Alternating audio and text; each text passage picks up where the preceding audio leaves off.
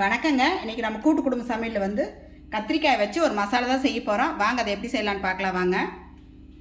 ஒரு பாத்திரத்தை வச்சுட்டேன். இப்போ வந்து கடலெண்ணெய் ஊற்றிக்கலாம். எண்ணெய் சூடாயிடுச்சுங்க. கடுகு போட்டுக்கலாம்.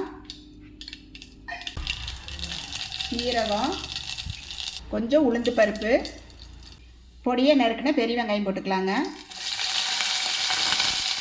பூண்டு போட்டுக்கலாங்க.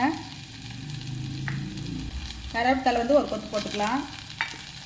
2 பச்சை மிளகாய் போட்டுக்கலாம். தக்காளி பழம் போட்டுக்கலாங்க. உப்பு, மஞ்சத்தூள். சாம்பார் சாப்பாடு, ரசம் சாப்பாடுக்கெல்லாம் சூப்பராக இருக்கும். சாம்பார் தூள், மிளகாத்தூளுங்க, இதையும் போட்டுக்கலாம்.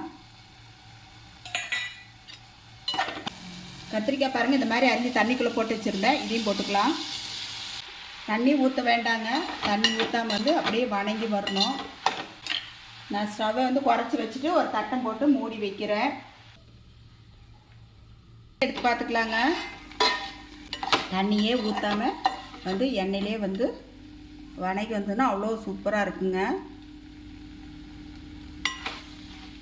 கத்திரிக்காய் மசாலா வந்து சூப்பராக ரெடி ஆயிடுச்சு பாருங்கள். வேறு ரசம் வச்சா போதுங்க.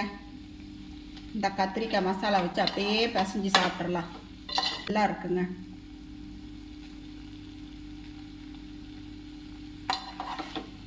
மல்லித்தலை வந்து ஒரு கொத்து போட்டு ஸ்டவ் ஆஃப் பண்ணிக்கலாம். அவ்வளோதாங்க. நம்ம கத்திரிக்காய் மசாலா வந்து சூப்பராக ரெடி ஆயிடுச்சு. நீங்களும் உங்கள் வீட்டில் செஞ்சு சாப்பிட்டு பார்த்துட்டு எப்படின்னு சொல்லி சொல்லுங்கள். வீடியோ பிடிச்சிருந்தா லைக் பண்ணி ஷேர் பண்ணுங்கள். நன்றிங்க.